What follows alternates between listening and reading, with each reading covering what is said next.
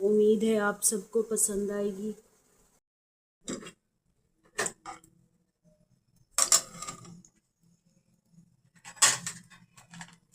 आज मैं आपको बताऊंगी गोश्त की रेसिपी कैसे बनाते हैं। मैं अपने तरीके से जैसे बनाती हूँ, उम्मीद है आप सबको पसंद आएगी।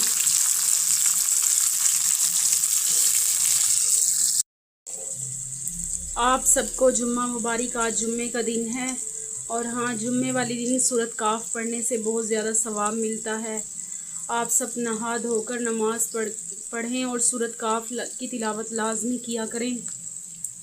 और जब भी आप घर में गोश्त बनाएं, कोई ऐसा सालन बनाएं, तो ये ज़रूर सोचें कि हमारे हम और जब भी आप ये सोचें, जब भी आप ऐसी गोश्त बनाएं, कोई ऐसी चीज़ बनाएं, कोई भी घर के अंदर चीज़ बनाएं, तो आप हमसायों का ख्याल लाजमी रखें कि भाई वो किस हाल में हैं, उन्होंने खाना खाया है या नहीं खाया। थोड़ी सी इस चीज़ की मालूमात रखा करें, क्योंकि हमारे नबी अगर गोश्त का सालन बनता तो उसके अंदर थोड़ा सा पानी करवा लेते ज़्यादा, ताकि हमसायों के लिए भी वो दे सके।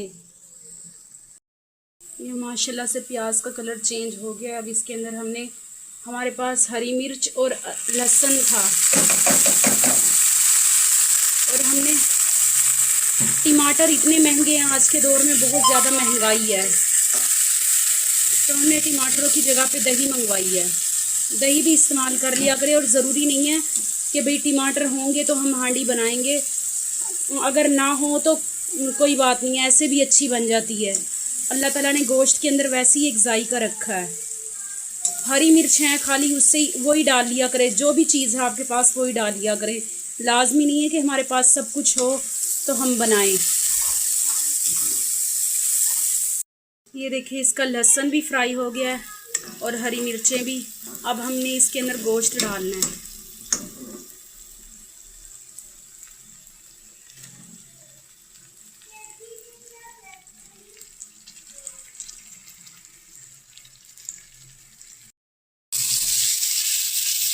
गोश्त डालने के बाद हमने इसी के अंदर आलू डाल देने हैं। अगर हम सालन के अंदर ज़्यादा शोरबा ना करें, तो हम अगर आलू साथ डालने हो तो हमने साथ ही गोश्त के साथ ही हमने इन आलूओं को डालना है, मिक्स करना है इसके अंदर ही। ताकि कोई पसंद ज़्यादा शोरबा करता है, कोई नहीं करता घर में। जब किसी का दिल करे भाई भुनवा भुनवा गोश्त हो, तो हम उसके अंदर और आलू डालें और उन्हें भुनवा तरीके से कैसे भाई सालन को बनाया जाए, तो इस तरीके से बनाते हैं। मैं आपको जैसे बता रही हूँ ऐसे ही बनाना है। इसके अंदर आलू डाल देने हैं। अब हमने इसके ऊपर नमक डालना है। मैंने मिक्स कर लिया है। अब हमने इसे हल्की आंच पे हमने इसे ढक के रख देना है।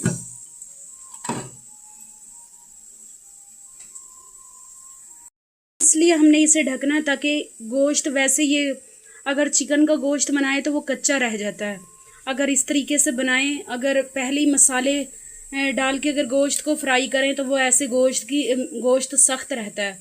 अगर हम ऐसे डालें गोश्त पहले ही, भाई प्याज हल्की सी लाल करके और गोश्त डाल दें, ऐसे गोश्त भी नरम हो जाता है, भाई खाने में ज़्यादा सख्त नहीं लगता। इसलिए पहले गोश्त को गलाना चाहिए।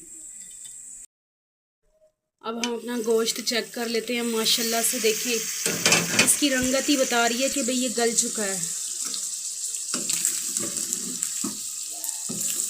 ये देखिए, आलू भी बिल्कुल गल गए हैं, बल्कि हमने इसे ज़्यादा ही गला दिया है। अब हम इसके अंदर दही डालेंगे।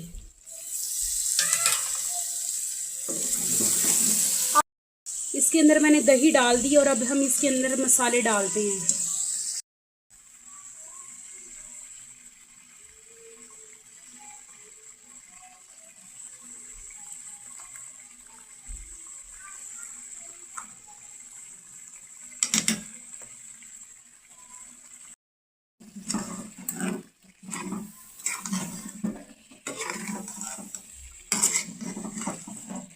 हमने दही डाल के ना इसे ज़्यादा पहले हिलाना है, ताकि ये दही इसके अंदर फट ना जाए।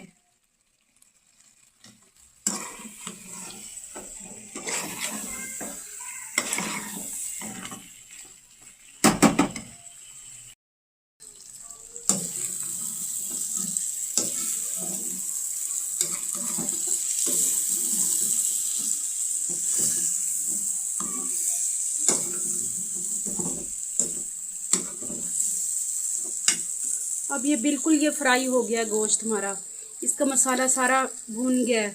अब हमने इसके अंदर थोड़ा सा पानी डालना है।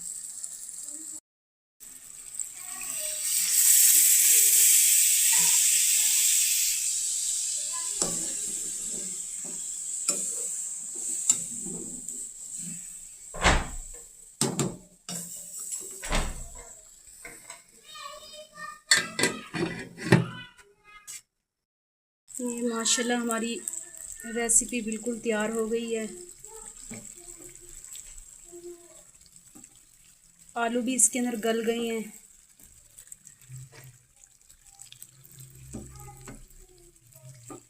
ये देखें।